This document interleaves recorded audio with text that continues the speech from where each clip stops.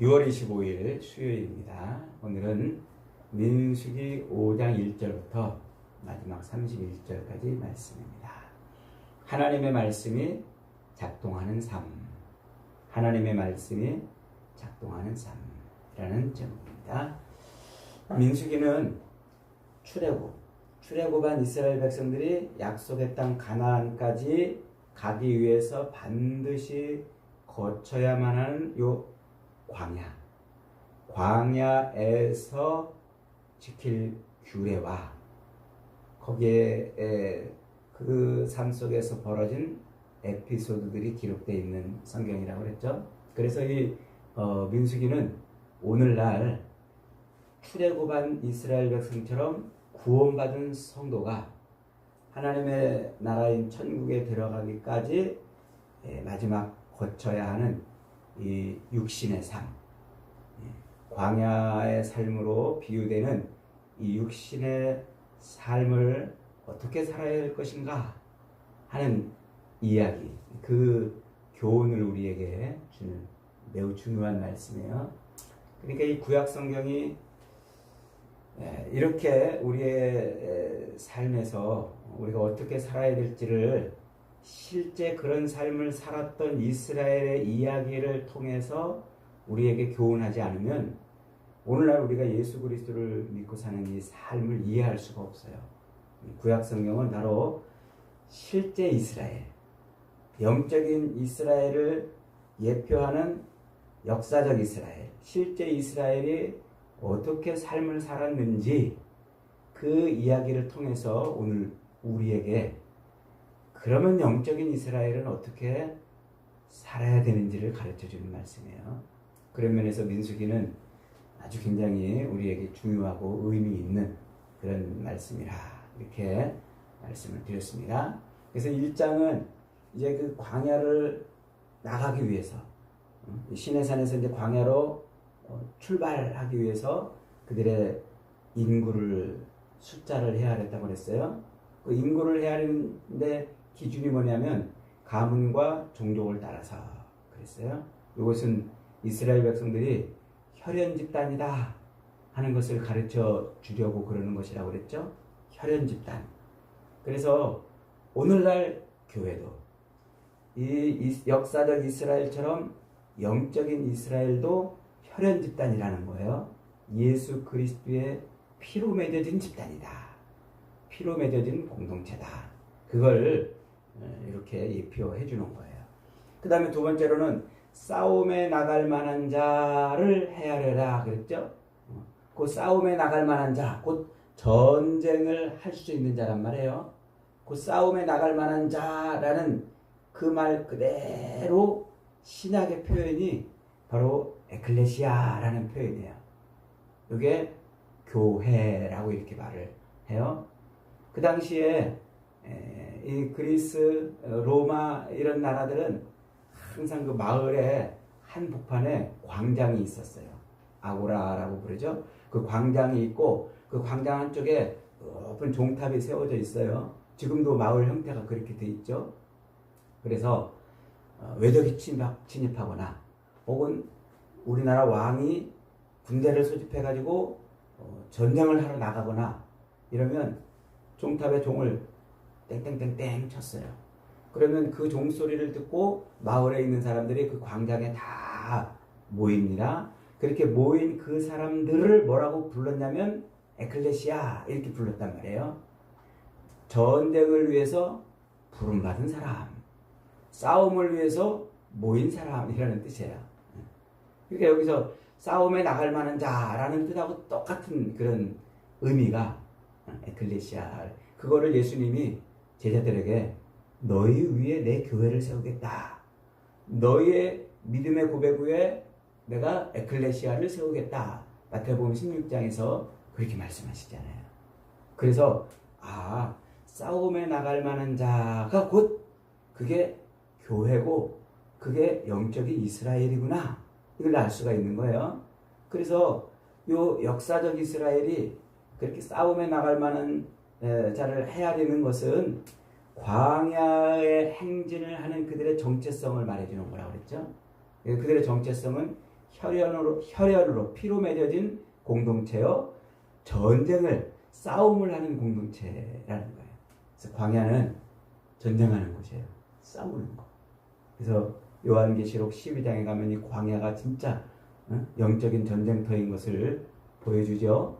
자, 그렇게 그들의 정체성을 확인하고 2장에서는 이제 그들로 하여금 무엇을 요구했냐면 하나님이 성막, 출애굽기 40장에서 만들어가지고 세워놨던 그 성막을 이스라엘 지명 한가운데 세워놓고 이스라엘은 사방에 세 지파씩 동서남북 네 곳에 이렇게 요 성막을 중심으로 진영을 이렇게 치고 천막을 치고 생활하도록 그랬어요. 움직일 때는 레위인들이 달려들어가지고 그 천막을 따다다닥 뛰어가지고 이삿짐 포장해가지고 이제 성막이 앞으로 가면 그 뒤를 따라가는 거예요. 그러니까 광야는 어떻게 살아가야 된다고요? 하나님의 성막을 중심으로 삶을 살아야 되는 거예요.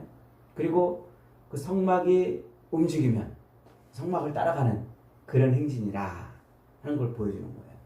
그래서 우리의 인생이 이 광야 생활로 비유되는 우리의 인생은 항상 성막 중심이어야 돼요. 성막이 누구예요? 말씀이 우리 가운데 오사 장막을 치신 예수 그리스도란 말이에요. 그래서 항상 우리 삶의 중심에는 예수님이 있어야 돼요. 그래서 그 예수님을 중심으로 예수님이 가신 십자가의 길을 따라가는 거예요. 그게 이 인생이란 말이에요. 남은 인생의 육신의 삶이에요. 자, 그렇게 이제 하나님이 이스라엘 백성들에게 광야로 나올 때 그런 규례를 지키라고 말씀하시고, 그 다음에 이제 3장, 4장에서는 왜 그러면 하필이면 레위인들이 제사를 담당하고 왜 하필이면 레위인들이 그 성막을 뜯었다 붙였다 움직이고 운반하는 일을 맡았느냐, 왜 레위인이냐 하는 이유를 3장 4장에서 말씀했다고 그랬죠. 자, 야곱의 세 번째 아들인 레위, 루벤, 시몬, 레위, 그 레위가 그 시대에 야곱하고 아버지랑 같이 살 때 어떤 일을 벌였냐면은 하나님의 언약의 표시인 할례를 복수와 자기 욕망을 채우는 그런 일을 행하는 도구로 썼어요.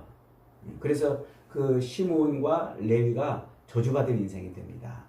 그렇게 저주받은 인생으로 표현되는 그 레위가 그의 후손들이 나중에 어떤 일이 벌어져요? 출애굽기 32장에서 모세가 율법을 가지고 시내산에서 내려오니까 밑에서 아론과 그를 따르는 많은 백성들이 금송아지를 만들어 놓고 이게 우리를 인도할 신이다 그러면서 여호와의 절일에 뛰고 마시고 먹고 놀았다 그랬잖아요.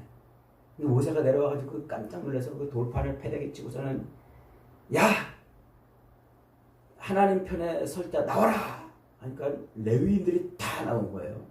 그 저주받은 인생으로 예표되었던 그 레위의 후손들이 다 나와가지고 자기의 아들도 죽이고 자기의 형제도 죽이고 이웃도 죽이고 친척도 죽이고 그렇게 인정에 얽매이지 않고 하나님을 위해서 그렇게 칼을 들고 그 금송아지 만들어 섬겼던 사람들을 죽이는 일을 행하는 거예요. 그래서 하나님이 그 레위, 자기 편에 섰던 그 레위의 후손들을 하나님 것으로 삼아버려요. 그래서 레위인들이 하나님 앞에 그렇게 성막을 지키고 책임지는 그런 하나님의 것이 되어서 그 일을 감당하는 이야기가 3장, 4장에 기록되어 있어요. 근데 오늘 갑자기 5장으로 딱 넘어오니까 무슨 나병 환자, 유출병의 환자, 그 다음에 시체를 만져서 부정하게 된 자는 진 밖으로 내쫓아라. 그리고 남의 것을 훔쳤다가 안 들키고 그러고 있다가 나중에 들키면 그 사람은 또 배상의 법을 또 이렇게 하거라. 갑자기 그런 얘기를 툭 튀어나온 거예요. 그러더니 또 11절부터 마지막 31절은 남편이 자기 아내를 의심하는 거예요. 저게 다른 남자랑 지금 놀아나고 있는 것 같은데 증거가 없어요. 놀아나고 있는 것 같은데 증거가 없어. 그럴 때 확실한 증거만 잡으면 그 여자는 돌로 쳐 죽임을 당하죠. 근데 그 증거가 없어가지고 의심만 들어요. 아유 저거 행동거지가 꼭 아무래도 저기 이상한데 하고 그 증거가 없는데 의심만 들 때 그때 그 여인을 불러다가 제사장 앞에 세우고 그래서 제사장으로 하여금 소재의 제물을 드리게 하고 그 다음에 토기에 그 그릇에 물두멍에 글을 담고 성막 바닥에 있는 흙을 뿌려가지고 그 쓴물을 만들어 놓고 그 다음에 그 세마포에다가 저주의 글을 써가지고 그 글을 이 물에다 빨아가지고 그 물을 마시게 하는 거예요. 소재물을 드리고 그 물을 마시게 하는데 그 물을 마시게 할 때 여인에게 맹세를 하게 하는 거예요. 내가 진짜 부정한 짓을 저질렀으면은 하나님이 내게 벌을 내려가지고 나로 큰 죄를 당하게 해도 아무 할 말이 없습니다. 이렇게 이제 맹세를 하게 시키는 거예요. 그래서 그 여인이 이제 그 물을 마실 때 그 맹세를 해가지고 물을 딱 마셨는데 죄를 졌어요. 진짜 자기만 알잖아요. 남편도 모르고 아무도 모르는데 자기는 알잖아요. 근데 그 물을 딱 마셨으면 진짜 하나님의 저주가 임해가지고 넙죽다리가 마르고 이런 일이 벌어져요. 이게 넙죽다리가 마른다 이 말은 임신할 수 없는 상태가 된다. 이제 이런 표현이에요. 그런데 그 물을 마셨는데도 아무렇지도 않아. 아무 이상이 안 생긴다 그러면 그 여인이 무죄한 거예요. 무죄. 예. 그렇게 해가지고 요 여인의 부정을 의심하는 남편의 의심병을 고치라 이런 얘기예요. 갑자기 이 얘기가 왜 나왔을까? 요거는 지금 이스라엘 백성들 공동체에 그들이 뿔뿔이 흩어져 가지고 자기 마음대로 자기 혼자 광야로 나와가지고 행진하는 행진이 아니고 이스라엘은 피로 맺어진 공동체고 하나님의 성막을 중심으로 함께 움직여야 되는 공동체라고 그랬죠. 그래서 이 공동체가 하나님의 말씀으로 작동이 되고 있는지 그렇지 못한지를 판별하는 중요한 말씀이에요. 그래서 내일 묵상할 이 6장과 더불어서 이 말씀은 지금 이스라엘이 이 공동체가 하나님의 말씀이 작동하는지 그렇지 않은지를 보는 아주 중요한 규례란 말이죠. 그래서 정결 규례, 그 다음에 이 배상의 법 규례는 이미 레위기 6장이나 13, 14, 15장에서 속건제와 그리고 이 정결 규례, 나병 유출 뭐 이런 걸 통해서 정결 규례에 대한 이야기를 다 했었죠. 그 레위기에서 말씀한 것은 개인, 저 사람이 정한지 부정한지를 제사장이 판단해주는 법이었어요. 그래서 저 사람이 정하다 제사장 앞에 와가지고 제사장이 이제 피부병의 형태를 보고 너는 부정하다, 너는 정하다 이걸 판가름해줬단 말이에요. 그리고 배상의 법을 통해서 5분의 1을 더해서 배상하는 그런 일을 제사장으로 하여금 집행하게 했단 말이에요. 그렇게 개인의 어떤 정결과 부정의 문제를 제사장이 판결하는 것이 레위기의 법이라면 민수기는 공동체가 그 법이 지금 작동하고 있는지 안 하는지를 확인케 하는 그런 말씀이란 말이에요. 그래서 1절부터 4절까지 나병과 유출병과 시체로 부정하게 된 자가 있으면 진 밖으로 쫓아내라 그래요. 이 진이라는 말, 진이라고 번역되어 있는 이 말은 하나님이 계시는 곳이라는 의미예요. 하나님이 계시는 곳. 그러니까 하나님께서 이스라엘 백성들의 그 공동체 안에 계시잖아요. 성막에 임마누엘 하셔서 성막에 임재하셔서 불기둥과 구름기둥으로 하나님이 이렇게 임재의 표시를 보여주는 것 아니겠습니까? 그래서 그 진 밖으로 쫓아낸다라고 하는 것은 하나님에게서 떨어져 나가는 그런 일을 행하는 거예요. 그러니까 부정한 자가 그 공동체 안에 그냥 있는 것을 내비두면 안 되는 거예요. 부정한 자가 있는데도 불구하고 그 부정한 자를 그냥 둔다는 것은 지금 뭐가 작동이 안 된다는 거예요? 레위기에서 말씀하신 하나님의 그 율법이 작동을 안 하고 있는 거예요. 그래서 제사장이 지금 이제 하나님이 광야 행진을 할 때 그들의 공동체 안에 그런 부정한 자가 있는지를 뭐하라? 살피라. 살펴서 그가 있으면은 쫓아내는 거예요. 그래야 말씀이 작동하는 삶을 사는 거죠. 그리고 배상의 법도 역시 마찬가지예요. 내가 이렇게 남의 물건을 훔쳤어요. 훔쳤는데 안 들켰어. 여기 안 들키고 잘 있는데 더군다나 내가 물건을 훔친 저 사람마저 죽어버렸어. 그러면 나는 영원히 안 들키고 배상을 안 해도 되잖아요. 꽁꽁 숨기고 있으면 되잖아요. 그런데 하나님이 바로 그 죄에 대해서 지적을 하고 있는 거예요. 아무도 모를 것 같은 그 죄에 대해서 하나님이 지금 뭐라고 말씀하시냐면 그것을 배상하도록 명령하시는 거예요. 그래서 이 제사장이 그런 법을 선포함으로써 야, 너희 중에 남의 물건 훔치고 안 들켰다고 하는 사람이 있냐? 그거 배상해야 된다. 배상하지 않으면 하나님에게서 끊어질 것이다. 이 법이 선포됨으로써 하나님의 법이 작동하는 사회를 만들어내는 거예요. 그 다음에 의심병. 세상에 제일로 진짜 힘든 게 뭐예요? 의심하는 거예요. 증거도 없는데 의심하면은 그걸 어떻게 치료할 수가 없어요. 남편이 저 여자를 자기 아내를 의심해 보세요. 의처증이라고 그러잖아요. 그 TV에서 의처증 걸린 사람 보니까요 답이 없더라고요. 병원에 가도 치료가 안 돼요. 의처증 말이죠. 그러니까 뭐 증거도 없는데 자꾸 의심하는 거예요. 그럼 그걸 어떻게 치료하겠어요? 그 의심병을 치료하는 절차를 통해서 제사장 앞에 나와가지고 그런 일들을 하게 하는 거예요. 그래서 항상 그 하나님의 말씀이 작동되는지 그렇지 않은지의 중심에 누가 서 있냐면 제사장이 서 있는 거예요. 제사장. 그래서 이 제사장이 하나님의 말씀이 작동하도록 그 공동체를 유지해 나가는 거죠. 그래서 남편이 의심하면 야 그래 일단 와봐. 데리고 와가지고 그 남편이 보는 앞에서 그런 쓴물을 이렇게 마시게 합니다. 그러면서 여인으로 하여금 그 쓴물을 들이켜 마실 때 큰 소리로 맹세하게 하는 거예요. 내가 만약에 남편을 속이고 사람들을 속이고 이런 부정을 저질렀다면 나는 저주받아 마땅한 자입니다.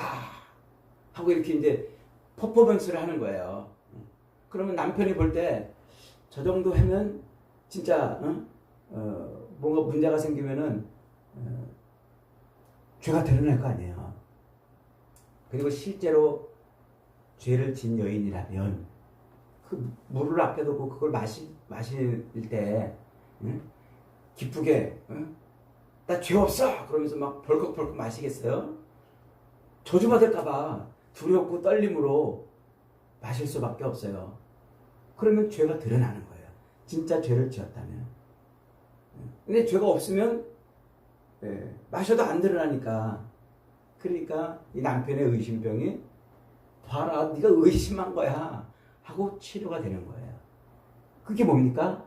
그게 그들 가운데 하나님의 말씀이 작동하고 있는 거란 말이에요. 누구를 통해서? 이 제사장을 통해서. 그렇게 지금 하나님이 말씀하고 있는 거예요. 그래서 이 광야를 쏟아져 나와서 광야를 행진할 때 그들의 삶에 가장 중요한 것은 뭐예요?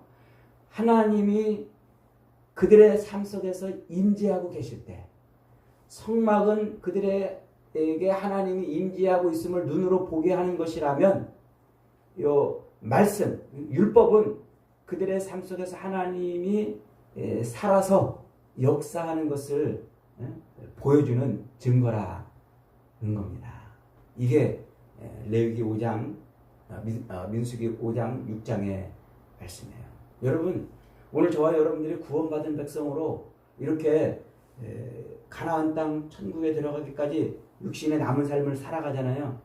이 삶 속에서 저와 여러분은 하나님의 임재하신 임마누엘 하신 그 주님을 어떻게 보고 있습니까? 그걸 볼 수 있는 게 십자가예요. 십자가. 하나님은 그걸 보라고 십자가를 다 세워놓으시고 그 십자가에 달린 예수를 통해서 우리가 지금 하나님이 우리와 함께하고 있구나 하는 것을 보게 하시는 거예요. 그래서 예수님의 이름이 뭐예요? 다른 이름이 네 글자로 임마누엘. 하나님이 지금 우리와 함께 하신다는 거예요. 그리고 하나님이 우리와 함께 하시는 그 삶 속에서 하나님이 살아서 내 삶을 컨트롤하고 내 삶을 이끌어가는 것을 보여주는 게 뭡니까? 그게 하나님의 말씀이 작동하는 삶이란 말이에요. 뭐 하나님 믿는다고 말하면서 임마누엘 하나님을 십자가를 보면서 믿는다고 말하면서 말씀은 내팽개쳐. 말씀과 상관없이 살아요. 말씀은 그냥 뭐 귀뚱으로 듣고 나는 믿습니다 이러면 믿는 거냐 말이에요. 그거 믿는 게 아니에요. 하나님의 말씀이 그의 삶에서 작동을 해야 되는 거예요. 그래서 말씀이 육신이 되어서 우리 가운데 오신 그 예수 그리스도께서 내 삶 속에 들어와서 진짜 내 삶을 바꿔야 돼요. 의심병을 치료하게 해야 돼요. 하나님이 계신가 안 계신가? 하나님이 나한테 복을 주시려나 안 주시려나? 하나님이 살아계시다라고 그러는데 진짜 계신가? 늘 의심이 들잖아요. 이런 시련과 환난과 이 광야의 삶을 지나갈 때 그런 의심을 치료할 수 있는 유일한 방법은 하나님의 말씀이 우리 삶에서 작동되는 것밖에 없어요. 말씀이 육신이 되사 우리 가운데 오신 예수 그리스도께서 우리의 삶을 변화시키는 이 삶을 살아내지 못하면 우리 광야 생활에서 우리의 믿음은 하나님의 언약을 깨트리는 믿음밖에 안 돼요. 그래서 이 의심병을 남편과 아내의 이 관계로 설명한 거예요. 남편은 바람 안 피고 그러겠어요? 아내가 의처증 걸려가지고 남편을 의심하진 않겠습니까? 요게 제위법으로 남편과 아내의 관계를 하나님과 우리의 관계로 그렇게 설명하는 제위법으로 지금 이 문제를 다루고 있는 겁니다. 사랑하는 여러분, 여러분의 삶 속에서 지금 하나님이 살아계신 것을 어떻게 여러분은 드러내고 있습니까? 이 광야 같은 삶을 사는 동안 저와 여러분의 삶은 십자가를 통하여 임마누엘, 우리 가운데 함께 하시는 하나님을 늘 볼 수 있는 은혜가 있기를 축복합니다. 그리고 말씀이 육신이 되사 우리 가운데 오신 예수 그리스도께서 우리의 삶을 실제로 작동시켜 변화되는 삶, 하나님을 의지하고 믿고 나가는 그런 삶을 살아갈 수 있게 하시기를 바랍니다. 그래서 저와 여러분의 삶은 이 광야를 살아갈 때 하나님의 언약을 깨트리는 삶이 아니라 언약을 지키고 사는 그런 복된 인생들이 다 되시기를 주님의 이름으로 축복합니다. 아멘. 말씀 붙들고 기도합니다.